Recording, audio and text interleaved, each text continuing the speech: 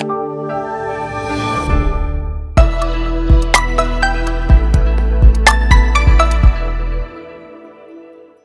वालेकुम स्टूडेंट्स, क्या हाल है आपके।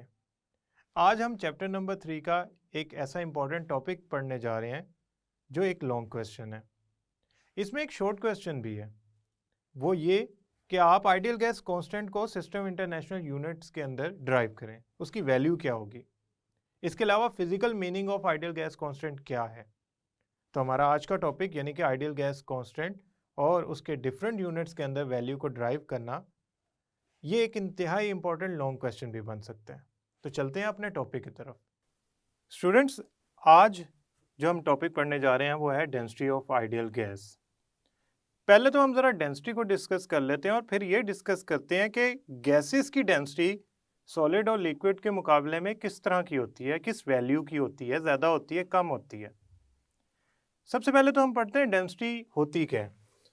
असल में डेंसिटी कहते हैं mass of sample divided by volume या मैस पर यूनिट वॉल्यूम, और इसको जनरली रो यानी कि एक खास सिंबल से शो किया जाता है।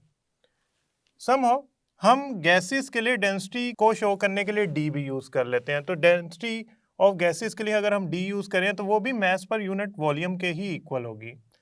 असल में डेंसिटी शो करती है कि एक खास वॉल्यूम में कितना मैस है। अब इस बात को गौर से समझना है। एक खास वॉल्यूम के अंदर जो मैस होती है, अमाउंट, या एक खास वॉल्यूम के अंदर पर यूनिट वॉल्यूम के अंदर मैस की अमाउंट, वो डेंसिटी को रिलेट कर रही होती है। कैसे, ज़रा देखते हैं। सबसे पहले तो हम इसके यूनिट्स अगर सिस्टम इंटरनेशनल में लिखना चाहें तो मैस का यूनिट होगा केजी और वॉल्यूम का यूनिट होगा मीटर क्यूब। तो आपकी डेंसिटी के यूनिट बन जाएंगे किलोग्राम पर मीटर क्यूब। ये है इसके एसआई यूनिट्स।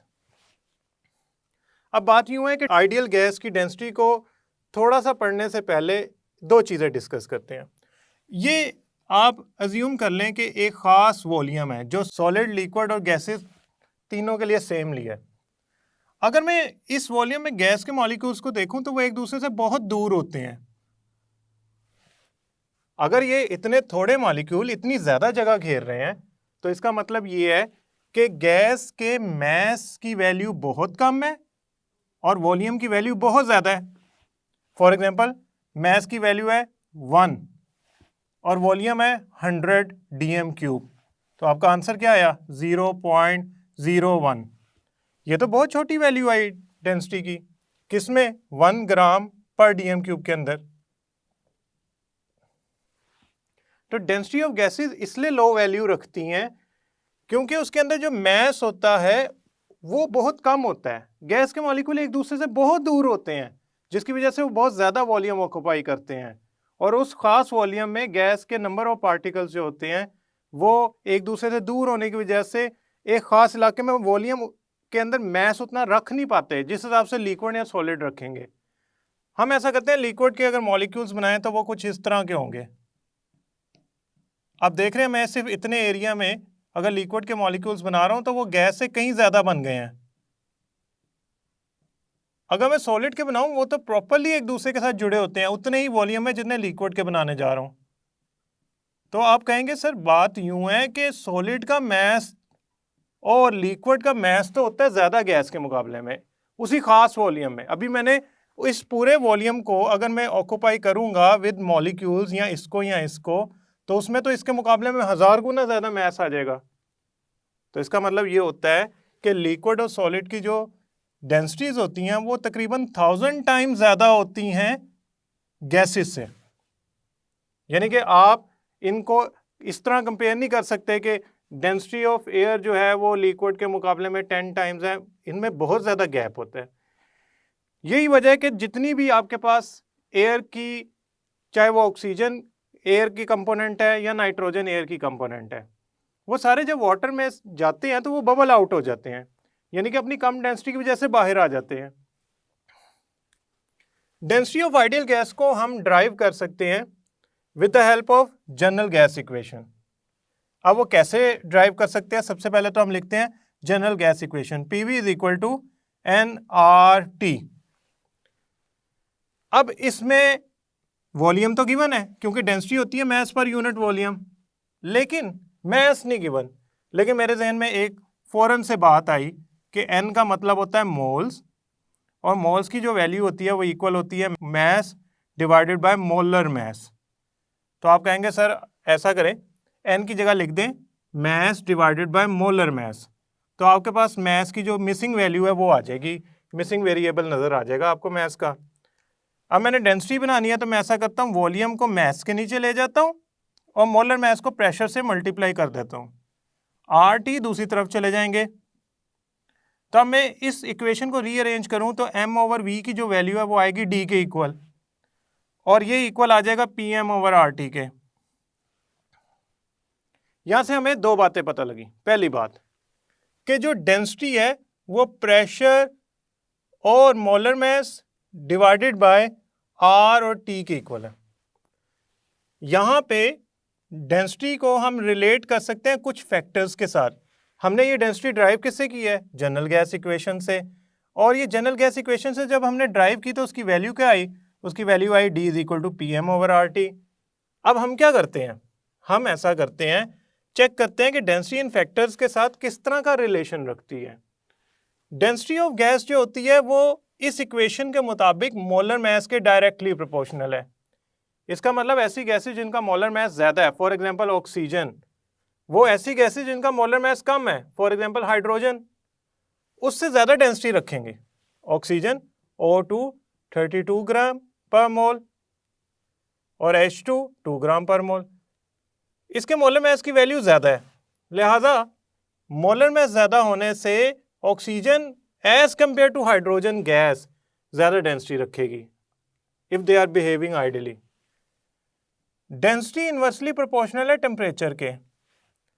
अब टेम्परेचर बढ़ाने से क्या होगा? टेम्परेचर बढ़ाने से होता यूं है कि गैस का जो वॉल्यूम है वो इंक्रीज कर जाता है। फॉर एग्जांपल ये एक सिलेंडर है, इस सिलेंडर के अंदर हमने ये गैस के पार्टिकल्स को फिल किया हुआ है 1 मोल गैस को, और इसके ऊपर ये मूवेबल पिस्टन लगा हुआ है। आपने क्या किया? इसे हीट किया, इसका टेम्परेचर इंक्रीज किया। टेम्परेचर इंक्रीज करने से इन गैस मॉलिक्यूल्स की नंबर ऑफ कोलिजन्स भी बढ़ जाएंगी, काइनेटिक एनर्जी भी बढ़ जाएगी। तो होगा यूं, वह इस पिस्टन को ऊपर की तरफ पुश करेंगे, जिससे गैस का वॉल्यूम अपने पिछले वॉल्यूम से ज्यादा हो जाएगा। तो जब वॉल्यूम इंक्रीज कर गया तो पहले ही थोड़ा सा मैस था वॉल्यूम के अंदर, अब मैस तो चेंज नहीं हुआ टेम्परेचर ज्यादा करने से, वॉल्यूम चेंज हुआ है। तो पहले ही इतने वॉल्यूम में थोड़ा सा मैस था, वॉल्यूम और ज्यादा हो गया है, तो उसके मुकाबले में तो लगेगा मैस इतना सा रह गया। वॉल्यूम वैसे भी डेंसिटी के इनवर्सली प्रोपोर्शनल होता है। कैसे? Density is equal to mass पर यूनिट वॉल्यूम। अगर वॉल्यूम बढ़ेगा तो डेंसिटी कम होगी, because they are inversely proportional to each other. तो टेम्परेचर बढ़ाने से होता क्या है? वॉल्यूम ऑफ गैस इंक्रीज कर जाता है, जिसकी वजह से जो डेंसिटी है वो डिक्रीज कर जाती है। तीसरा फैक्टर है हमारे पास प्रेशर। डेंसिटी प्रेशर के डायरेक्टली प्रोपोर्शनल है। अब एक लम्हे के लिए आप सोचें ऐसा क्यों है? ऐसा इसलिए है क्योंकि प्रेशर अप्लाई करने पे मॉलिक्यूल्स एक दूसरे के करीब आ जाते हैं। मॉलिक्यूल्स के एक दूसरे के करीब आने से वॉल्यूम कम हो जाता है।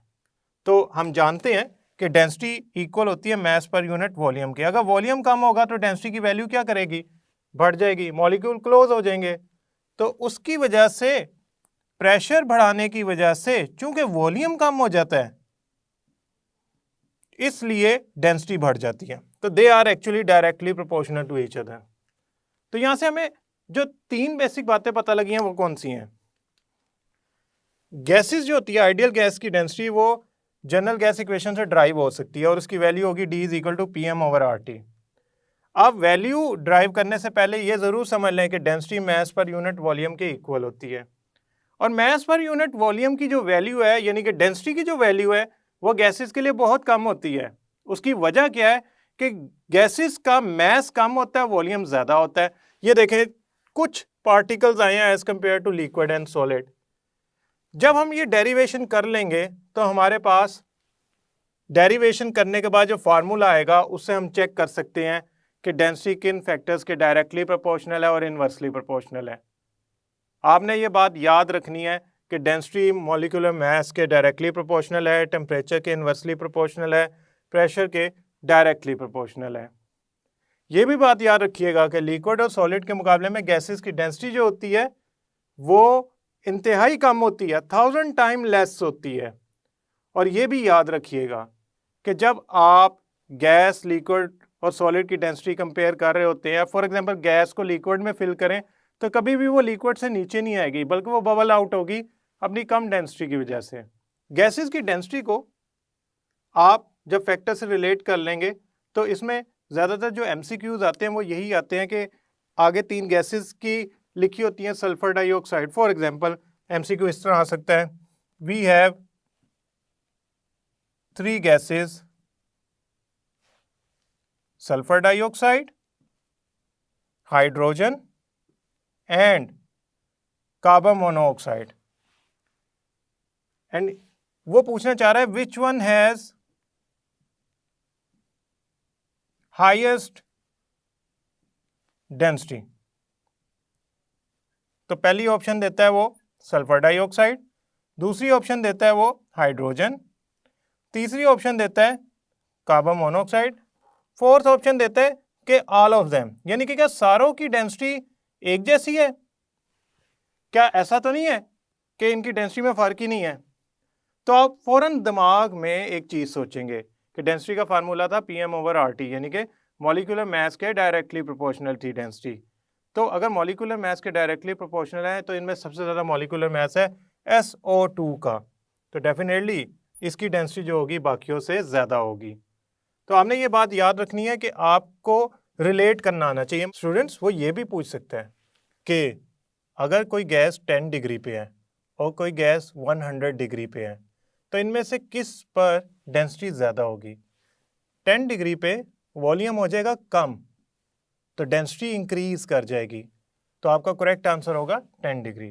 आपको ये रिलेट करने आने चाहिए, आपको पता होना चाहिए डेंसिटी किस तरह ड्राइव होती है। हम न्यूमेरिकल में इस फार्मूला को यूज़ करके डेंसिटी की वैल्यूज़ को फाइंड करेंगे। मुझे उम्मीद है स्टूडेंट्स ये टॉपिक आपको समझ आया होगा और आपने आइडियल गैस कांस्टेंट यानी कि R की डिफरेंट वैल्यूज़ को ड्राइव करना भी सीख लिया होगा। याद रखिएगा प्रेशर एंड वॉल्यूम के यूनिट चेंज करने से R की वैल्यू चेंज हो जाती है। टेम्परेचर तो हम SI यूनिट यानी कि केल्विन में ही लेते हैं, लेकिन प्रेशर एंड वॉल्यूम चेंज करते जाएं यूनिट्स और R की न्यूमेरिकल वैल्यू डिफरेंट आती जाएगी। R के फिजिकल मीनिंग यानी कि demand of energy of any ideal gas और R यानी कि आइडियल गैस कांस्टेंट की सिस्टम इंटरनेशनल के अंदर वैल्यू, ये इंपॉर्टेंट शॉर्ट क्वेश्चन है। ये पूरा एक लॉन्ग क्वेश्चन है और इसकी जो मुख्तलिफ वैल्यूज़ हैं वो आपने ज़ुबानी याद करनी है। उसकी वजह, जब आप न्यूमेरिकल सॉल्व कर रहे होंगे तब आप R की वैल्यू ड्राइव नहीं कर सकते, तब इतना टाइम नहीं होता। जब आप MCQ सॉल्व कर रहे होते हैं तब आपके पास इतना टाइम नहीं होता कि आप उन वैल्यूज़ को ड्राइव कर सकें। तो इनकी क्रैमिंग करनी पड़ेगी ताकि आप अपना वक्त बचा सकें और आसानी से अपना जो न्यूमेरिकल है वो सॉल्व कर सकें। नेक्स्ट लेक्चर तक के लिए अल्लाह हाफिज़।